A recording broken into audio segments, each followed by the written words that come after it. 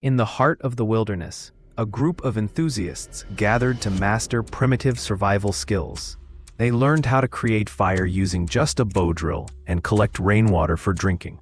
Participants crafted tools from stones and branches, understanding the importance of adapting to their environment.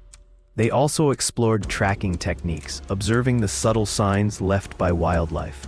This immersive experience not only equipped them with essential skills but also deepened their connection to nature, highlighting the relevance of these ancient practices in modern life.